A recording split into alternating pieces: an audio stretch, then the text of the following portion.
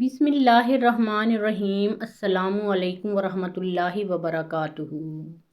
ناظرین، شعبان ثقفی نے اسے سارا معاملہ سمجھایا اور بتایا کہ وہ اپنے ساتھیوں کو ساتھ ملا کر کیا کرے۔ مجھے ابھی واپس چلے جانا چاہیے، ابن یاسر نے اونگتی ہوئی آواز میں کہا۔ مجھے گھوڑا بدل دیں، میں نے اپنے گھوڑے کو آرام کی مہلت نہیں دی تھی۔ میں دیکھ رہا ہوں کہ تمہیں بھی آرام کی ضرورت ہے، شعبان ثقفی نے کہا۔ تم گھوڑے کی پیٹھ پر سو جاؤ گے، لیکن ابن یاسر ہم سو گئے تو ہماری تاریخ بھی اور قوم کی تقدیر بھی سو جائے گی۔ اسلام کو ہماری قربانی کی ضرورت ہے۔ جا میرے رفیق، اللہ تیرے ساتھ ہے۔ ابن یاسر تازہ دم گھوڑے پر سوار ہوا اور ایڑ لگا دی۔ ریگستان کی خنک اور خاموش رات میں کچھ دیر تک اس کے گھوڑے کے ٹاپ سنائی دیتے رہے اور رات پھر خاموش ہو گئی۔ اگلے دن کا پچھلا پہر تھا جب ابن یاسر نیرون میں داخل ہوا اور اپنے ساتھیوں کے کمرے میں گیا۔ وہ اتنا تھکا ہوا تھا کہ چارپائی پر گرتے ہی سو گیا۔ اس کے گھوڑے کے جسم سے پسینہ یوں ٹپک رہا تھا جیسے گھوڑا پانی سے نکل آیا ہو۔ آدھی رات سے کچھ پہلے پھر کسی لڑکی کی چیخیں سنائی دینے لگیں۔ یہ تو ہر رات کا معمول بن گیا تھا۔ ابن یاسر نے بہت سو لیا تھا۔ اس کے ساتھی جاگ اٹھے اور اس کی بھی آنکھ کھل گئی۔ چیخوں کے ساتھ فضا میں گڑگڑاہٹ بھی سنائی دے رہی تھی، جو فضا میں گھومتی پھرتی محسوس ہوتی تھی۔ ابن یاسر اچھل کر اٹھا اور تلوار نکالی۔ میرے ساتھ آؤ دوستوں، اس نے اپنے ساتھیوں سے کہا۔ آج کے بعد یہ آگ کے بگولے نظر نہیں آئیں گے۔ اس کے پانچوں ساتھی تلوار اٹھائے اس کے پیچھے نکل گئے۔ مندر کے گھنٹے اور پنڈتوں کے شنکھ بج رہے تھے۔ اوپر آگ کے بگولے گھوم رہے تھے اور ان میں چلتی ہوئی چکی جیسی آوازیں آ رہی تھیں۔ شہر کا کوئی ایک بھی فرد باہر نظر نہیں آ رہا تھا۔ چاند افق سے کچھ اوپر اٹھ آیا تھا، یہ پورا نہیں رہا تھا، اس کی چاندنی میں دور تک دیکھا جا سکتا تھا۔ ابن یاسر کے 2 دنوں کی غیر حاضری میں پر اسرار آگ کے بگولوں اور چیخوں کا یہ سلسلہ چلتا رہا تھا، اور دن کو 1 آدھ گھنٹے کے لیے زمین سے آگ اور پانی کے فوارے نکلتے تھے۔ مکان خالی ہو گئے تھے، لوگ شہر سے چلے گئے تھے۔ پہل جب یہ پر اسرار اور خوفناک سلسلہ شروع ہوا تو بعض لوگ گھروں سے نکل آتے تھے، لیکن 2 دنوں سے انہوں نے باہر آنا بھی چھوڑ دیا تھا۔ ابن یاسر بڑے مندر کی طرف جا رہا تھا اور وہ اپنے ساتھیوں کو بتاتا جا رہا تھا کہ شعبان ثقفی نے اسے کیا بتایا ہے۔ وہ جوں جوں مندر کے قریب ہوتے جا رہے تھے، آواز اور زیادہ بلند ہوتی جا رہی تھی۔ یہ چیخیں مندر کے اندر ہیں یا مندر کے چبوترے پر؟ ابن یاسر نے اپنے ساتھیوں سے کہا، اور یہ کسی جن یا ہندوؤں کی دیوی کی چیخیں نہیں، یہ انسانی چیخیں ہیں، اور ہمیں چیخنے والی کو پکڑنا ہے۔ ابن یاسر، اس کے ایک ساتھی نے کہا، تم غیبی مخلوق کو تو ہاتھ ڈالنے نہیں جا رہے، میں ڈر سا محسوس کر رہا ہوں کہ تم آسمانی آگ کو بجھانے کی کوشش کر رہے ہو۔ تم میں سے جس کسی کے دل پر ذرا سا بھی خوف ہے، وہ سورہ فاتحہ کا ورد کرتا رہے۔ ابن یاسر نے کہا، قرآن کے سامنے کوئی غیبی مخلوق یا آسمان کی آگ نہیں ٹھہر سکتی، اور نہ ہی دل پر کوئی خوف رہتا ہے۔ 3 مرتبہ سورہ فاتحہ پڑھ کر اس کے یہ الفاظ ایاک نعبد و ایاک نستعین دہراتے رہو۔ اس کے ساتھیوں نے یہ ورد شروع کر دیا اور وہ مندر کی طرف بڑھتے گئے۔ ابن یاسر اپنے ساتھیوں کے ساتھ اس کشادہ گلی میں داخل ہو گیا جو کچھ آگے جا کر ختم ہو جاتی تھی، اور وہاں سے کوئی 50 گز آگے مندر تھا۔ چاند کچھ اور اوپر آ گیا تھا اور اس کی شفاف چاندنی مندر پر پڑ رہی تھی۔ جب یہ 6 عرب گلی میں سے نکلے تو انہوں نے دیکھا کہ ایک لڑکی، جس کی عمر کا کوئی اندازہ نہیں ہو سکتا تھا، مندر کے چبوترے کی سیڑھیاں چڑھتی اور چیختی جا رہی تھی۔ چبوترے پر جا کر وہ مندر کے بڑے دروازے کی طرف دوڑی۔ اندر سے 2 آدمی نکلے۔ انہوں نے لڑکی کو بازوؤں سے پکڑا اور اسے گھسیٹ کر چبوترے کی سیڑھیوں تک لائے اور اسے اٹھا کر سیڑھیوں سے نیچے چھوڑ دیا۔ لڑکی کی چیخیں اور زیادہ کرخت اور بلند ہو گئیں اور وہ پھر سیڑھیاں چڑھنے لگی۔ مندر کے اندر سے جب 2 آدمی نکلے تھے تو ابن یاسر اپنے ساتھیوں کے ساتھ ایک درخت کی اوٹ میں ہو گیا اور بیٹھ گیا تھا۔ لڑکی سیڑھیاں چڑھنے لگی، لیکن تیسری یا چوتھی سیڑھی سے اس کا پاؤں پھسل گیا اور وہ پھر نیچے آ پڑی۔ اس دوران شہر کے اوپر آگ کے بگولے اڑ رہے تھے۔ ایسی ہیبت ناک حالت میں اپنے دل کو مضبوط رکھنا خاصا مشکل تھا۔ لڑکی کی مضبوطی کے لیے عرب کے یہ 6 مجاہد اللہ کے کلام کا ورد کر رہے تھے۔ لڑکی کے قد اور جسم سے پتہ چلتا تھا کہ وہ کوئی جوان لڑکی نہیں، وہ 12-14 سال کی بچی معلوم ہوتی تھی۔ وہ چیختی ہوئی اٹھی اور سیڑھیاں چڑھ گئی۔ وہ مندر کی طرف چلنے لگی تو اس کی چیخیں خاموش ہو گئیں اور وہ گر پڑی۔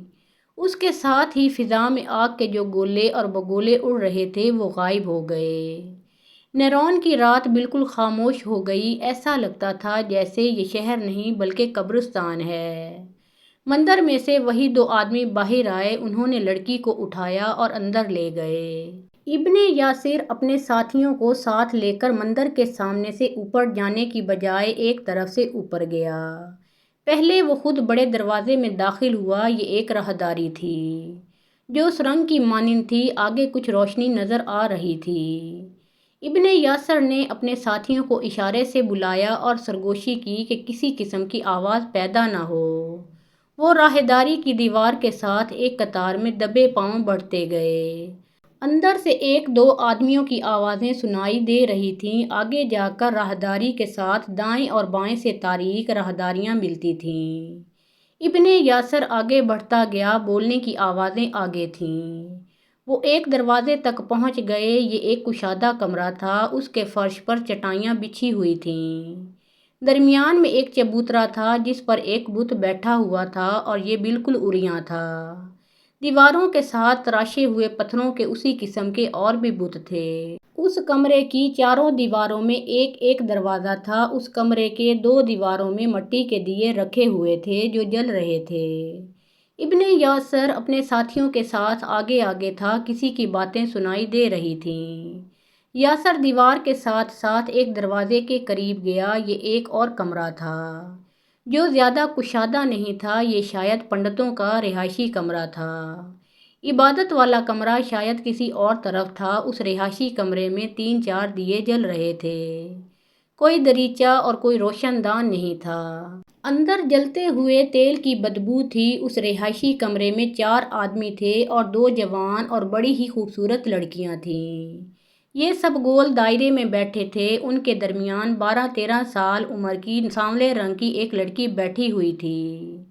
اس کا چہرہ مریضوں جیسا تھا۔ اس کی آنکھوں سے اور ہر طرف دیکھنے کے انداز سے پتہ چلتا تھا کہ اسے کہیں سے زبردستی اٹھا کر لائے ہیں اور اس پر دہشت طاری ہے۔ ایک پنڈت نے ہاتھ بڑھا کر اس کے سر پر رکھا اور اس کا ماتھا چوما جیسے یہ اس کی بچی ہو۔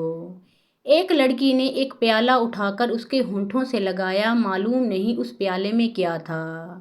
لڑکی بے تابی سے پینے لگی۔ جب وہ پی چکی تو اس نے رونا شروع کر دیا۔ مجھے چھوڑ دو، اس نے روتے روتے کہا۔ مجھے گھر جانے دو، اس نے اپنے سینے پر ہاتھ پھیر کر کہا۔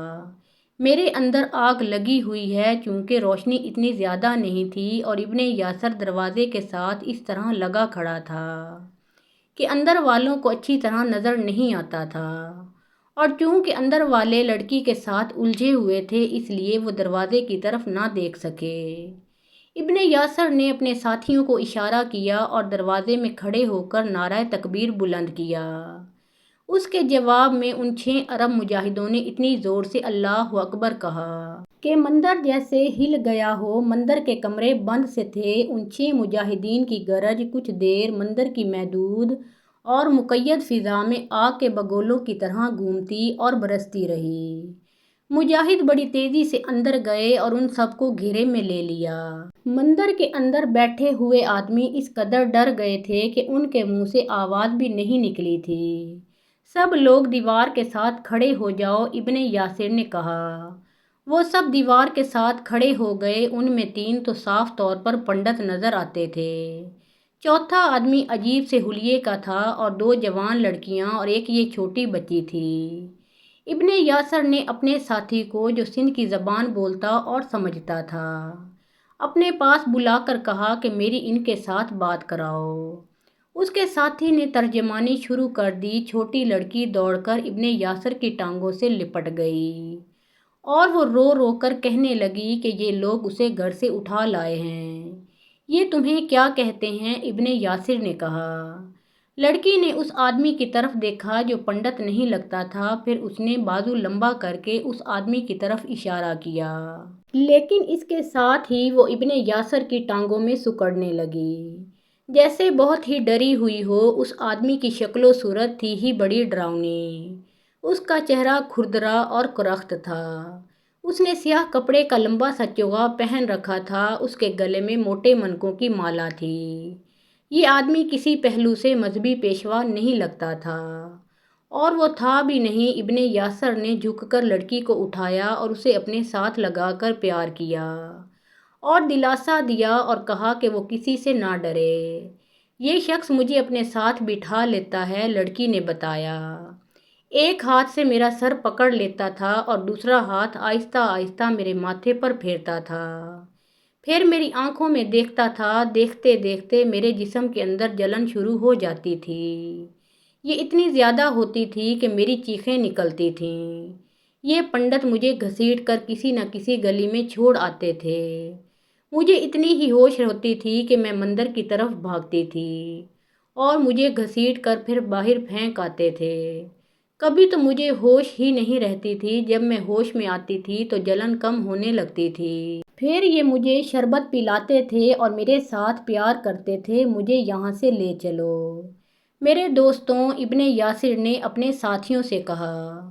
شوبان ثقفی نے بھی مجھے یہی بتایا تھا، اس نے کہا تھا کہ ڈرنا نہیں، یہ اس ملک کی شعبدہ بازی معلوم ہوتی ہے، دل مضبوط کر کے اس میں کود جانا۔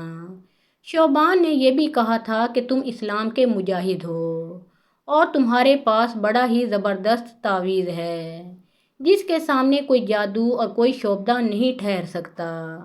یہ ڈراؤنی شکل والا آدمی جادوگر ہے۔ ابن یاسر نے یہ بات عربی میں کی تھی جسے پنڈت وغیرہ نہ سمجھ سکے، اور ابن یاسر کے ساتھیوں کے حوصلے بڑھ گئے۔ ابن یاسر نے مندر کے ان آدمیوں کو اور دونوں لڑکیوں سے بھی کہا کہ وہ آگے ہو کر جھک جائیں، ان کی گردنیں اڑائی جائیں گی۔ ڈراؤنی شکل والے آدمی نے دونوں ہاتھ بلند کر کے کچھ بڑبڑانا شروع کر دیا۔ اس سے یہی ظاہر ہوتا تھا کہ وہ اپنا جادو چلانا چاہتا ہے۔ ابن یاسر نے اس کے اوپر اٹھے ہوئے بازوؤں میں سے ایک پر بڑی زور سے اپنی تلوار ماری، پھر اس کے منہ پر بڑی زور سے گھونسا مارا، وہ پیچھے دیوار کے ساتھ جا لگا۔ ابن یاسر کے دونوں ساتھیوں نے اسے پکڑ کر پیٹھ کے بل گرا لیا، اس کے سینے پر پاؤں رکھ کر تلوار کی نوک اس کی شاہ رگ پر رکھ دی۔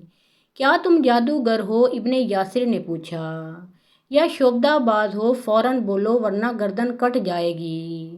اس نے ہاتھ جوڑے اور سر ہلایا، جیسے اس نے اعتراف کیا کہ وہ شعبدہ باز ہے۔ پنڈت الگ کھڑے کانپ رہے تھے اور رحم کی بھیک مانگ رہے تھے۔ ابن یاسر نے اس خطے کی زبان بولنے والے ساتھی سے کہا کہ ان پنڈتوں سے کہو کہ انہیں زندہ نہیں چھوڑا جا سکتا اور ان کی لاشیں شہر سے دور پھینک آئیں گے، جہاں انہیں صحرا کے درندے کھائیں گے۔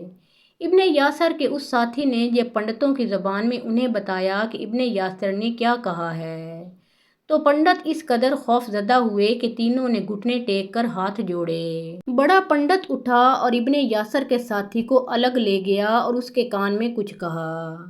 اس ساتھی نے ہنستے ہنستے ابن یاسر کو بتایا کہ یہ پنڈت کہہ رہا ہے، ان دونوں لڑکیوں کو لے جاؤ اور اس کے ساتھ ہی یہ ہمیں بہت سا سونا اور رقم دے گا، اس کے عوض جان بخشی چاہتے ہیں۔ ابن یاسر نے شعبدہ باز کو گرایا ہوا تھا۔ جب اس کرخت صورت آدمی نے سر ہلا کر اعتراف کر لیا تو ابن یاسر نے اسے اٹھایا۔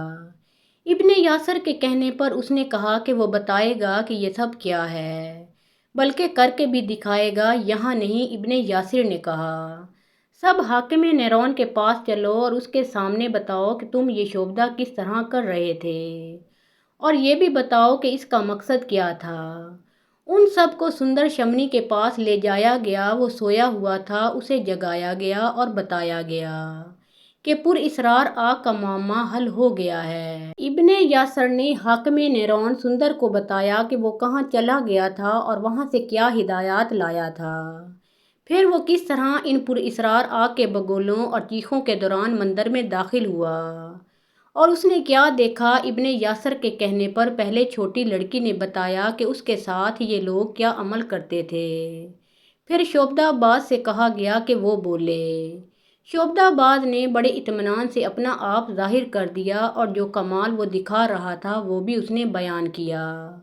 اس نے بتایا کہ اس سارے ملک ہند میں صرف 3 آدمی ہیں جو یہ کام کر سکتے ہیں۔ یہ آگ جو آپ لوگ شہر کے اوپر گھومتی پھرتی دیکھتے رہے ہیں یہ کسی کا کچھ نہیں بگاڑ سکتی۔ اس نے کہا یہ بے ضرر چیز ہے، اسے آپ نظر کا دھوکہ بھی کہہ سکتے ہیں، لیکن یہ ایک علم ہے جسے حاصل کرنے کے لیے اپنے من کو اور اپنے جسم کو ایسی تکلیفوں میں رکھنا پڑتا ہے جو ہر آدمی برداشت نہیں کر سکتا۔ اس آگ سے کسی ایک آدمی کو یا اس کے گھر کی کچھ چیزوں کو جلایا جا سکتا ہے، لیکن اس آگ میں یا اس آگ کا شعبدہ دکھانے والے کسی بھی جادوگر میں اتنی طاقت نہیں کہ اس سے وہ کسی بستی کو جلا دے۔ اور وہ آگ جو فوارے کی طرح زمین سے پھوٹتی تھی وہ بھی کوئی آگ نہیں تھی، وہ بھی جادو کا کرشمہ تھا۔ اسی طرح پانی کے جو فوارے پھوٹ رہے تھے ان میں اگر آپ ہاتھ رکھتے تو آپ کے ہاتھ خشک رہتے۔ اس پانی میں پانی والا کوئی وصف نہیں تھا۔ تم نے شعبدہ بازی یہاں آ کر کیوں کی؟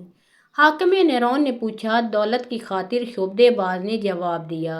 مہاراج دہر نے ایک اپنے جیسے مہاراجہ دوست سے کہہ کر مجھے اپنے پاس بلوایا تھا۔ انہوں نے مجھے بتایا کہ نیرون کے حاکم اور لوگوں کو ڈرانا ہے۔ انہوں نے ایک آدمی میرے ساتھ بھیجا تھا۔ اس آدمی نے ان پنڈتوں کو بتایا کہ جب میں اپنے علم کا یہ کمال دکھاؤں گا تو پنڈت شہر میں کیا پرچار کریں گے اور آپ کے پاس آ کر کیا کہیں گے۔ مہاراج نے مجھے اتنا زیادہ انعام دینے کو کہا تھا جو میری 7 پشتوں کے لیے کافی تھا۔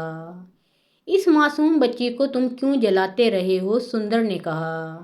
اس عمر کے بچے کو خواہ لڑکا ہو یا لڑکی ایک خاص طریقے سے استعمال کرنا پڑتا ہے۔ اس نے جواب دیا، یہ لڑکی اپنے ماں کے ساتھ مندر میں آئی تھی۔ اتفاق سے میں نے اسے دیکھا تو پنڈت جی مہاراج سے کہا کہ یہ لڑکی زیادہ موزوں ہے۔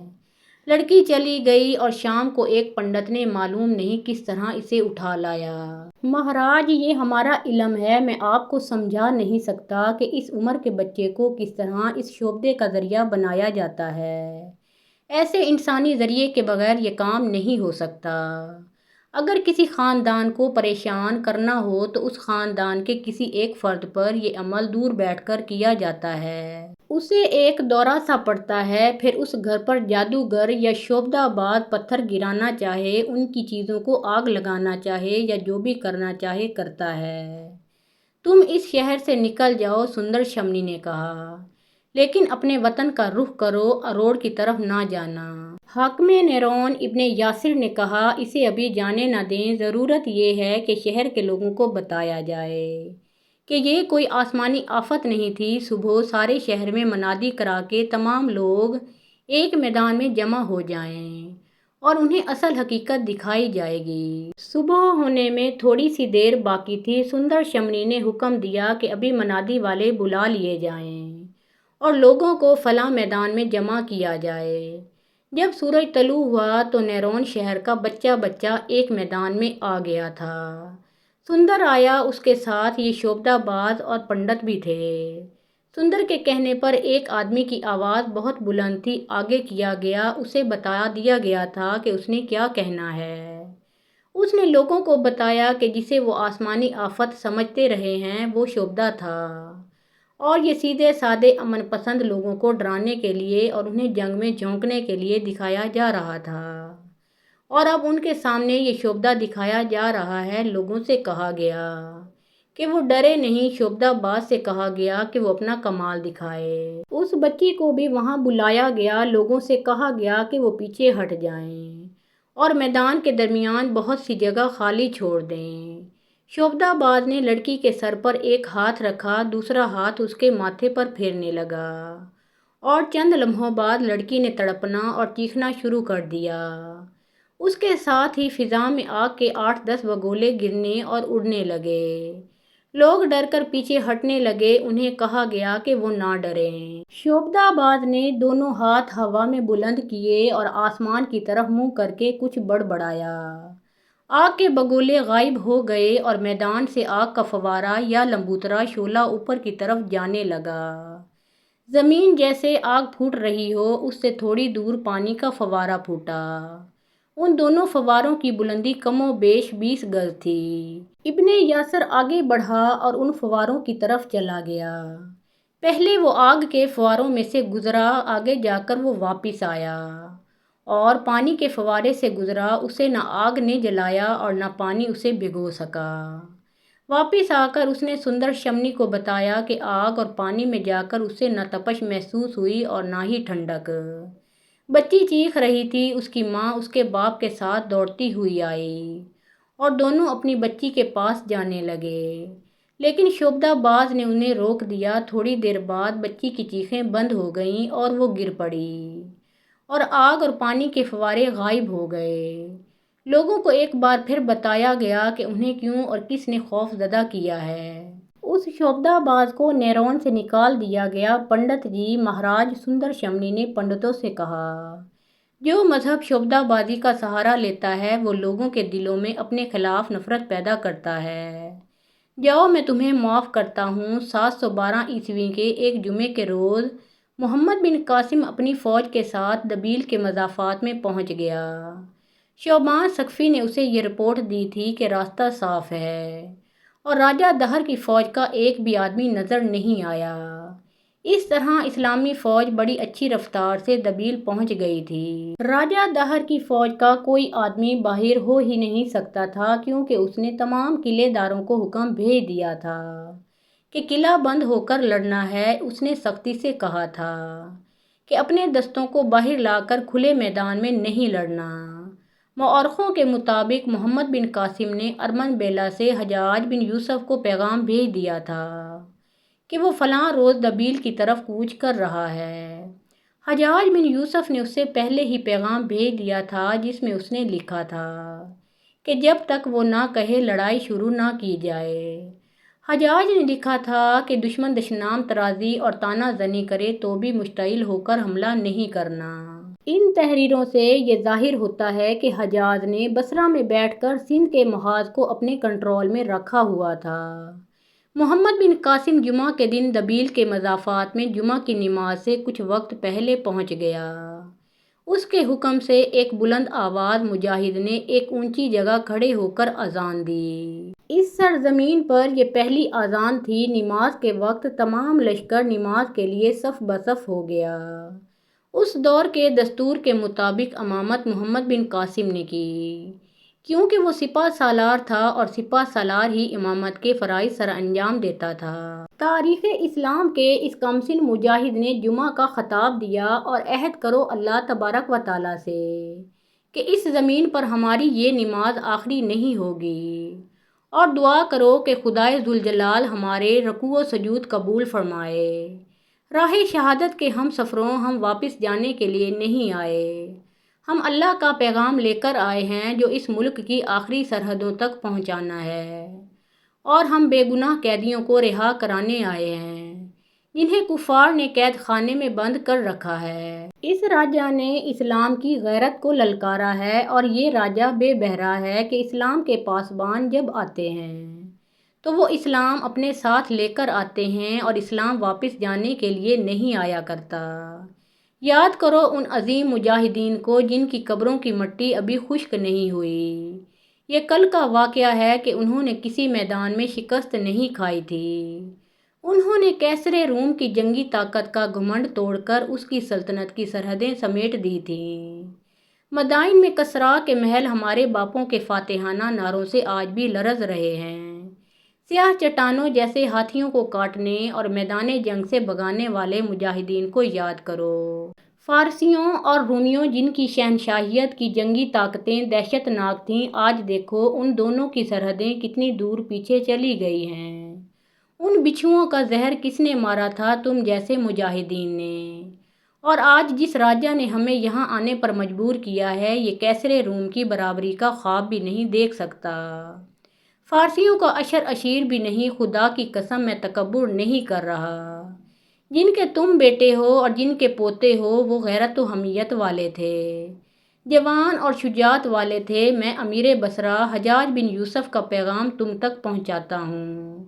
اللہ تبارک و تعالیٰ کا ذکر ہر وقت کرتے رہو، اللہ سے مدد اور فتح کے طلبگار رہو، اور جب لڑائی سے مہلت ملے تو لا حول ولا قوت الا باللہ العلی العظیم کا ورد کرتے رہو۔ اللہ تمہارے ساتھ ہے۔ حجاج بن یوسف کی ہدایات کے مطابق محمد بن قاسم نے دبیل کے قلعے کے کچھ قریب جا کر اپنی فوج کو خیمہ زن کیا اور خیمہ گاہ کے ارد گرد ایک خندق کھدوائی جو 12 گز چوڑی اور 6 گز گہری تھی۔ حجاج نے اسے لکھا تھا کہ رات کو بیدار رہنا ہے تاکہ دشمن بے خبری میں حملہ نہ کر دے۔ حجاج نے خاص طور پر لکھا تھا کہ جو لوگ قرآن پڑھ سکتے ہیں وہ قرآن پڑھتے رہیں اور انہیں قرآن پڑھائے جو نہیں پڑھ سکتے۔ تلاوت قرآن کے علاوہ نفل پڑھتے رہیں اور خیمہ گاہ کے ارد گرد سنتری گھومتے پھرتے رہیں۔ محمد بن قاسم نے راتوں کی عبادت کا یہ سلسلہ شروع کر دیا۔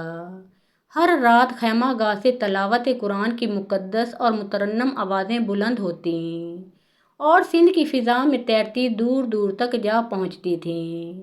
اس کے ساتھ ہی سپاہی سے لے کر سالار تک نوافل پڑھتے تھے۔ ساری رات خیمہ گاہ مشعلوں سے روشن رہتی تھیں، لیکن اصل روشنی نور خدا کی تھی جسے وہی محسوس کر سکتے تھے جو اپنے وطن سے دور بے گناہ قیدیوں کو چھڑانے آئے تھے اور ساری دنیا کو یہ بتانے آئے تھے کیوں کر خس و خاشاک سے دب جائے مسلمان۔ اس دوران دن کے وقت دبیل کے قلعے سے 1-2 دستے باہر آتے اور مسلمانوں پر حملہ کرتے، لیکن خندق انہیں آگے نہیں آنے دیتی تھی۔ ہندوؤں کے یہ دستے تیر برساتے تھے۔ محمد بن قاسم کے لیے حکم تھا کہ وہ کوئی جوابی کارروائی نہ کرے، لیکن دشمن کے تیر انداز کو پیچھے ہٹانے کے لیے تیر اندازی ضروری تھی۔ حجاج بن یوسف کا مقصد یہ تھا کہ اپنی فوج ان چھوٹی چھوٹی جھڑپوں میں اپنی توانائی ضائع نہ کرے۔ دشمن یہ چاہتا تھا کہ مسلمانوں کو قلعے سے باہر ہی الجھا کر رکھا جائے۔ محمد بن قاسم نے یہ ساری صورتحال سمجھتے ہوئے خیمہ گاہ میں رہنا ہی بہتر سمجھا۔ آخر ایک روز بصرہ سے حجاج کا پیغام آیا کہ دبیل کو محاصرے میں لے لیا جائے اور اس قلعے کو فتح کرنے کے لیے جو اقدام ضروری ہے وہ جانوں کی قربانی دے کر بھی کیا جائے۔ محترم ناظرین، اس کے بعد کے حالات و واقعات ہم اپنی اگلی ویڈیو میں پیش کریں گے۔ آپ سب سے گزارش ہے کہ پیارے آقا محمد مصطفیٰ صلی اللہ علیہ وآلہ وسلم کا پیارا نام ایک بار کامنٹ سیکشن میں ضرور لکھیے۔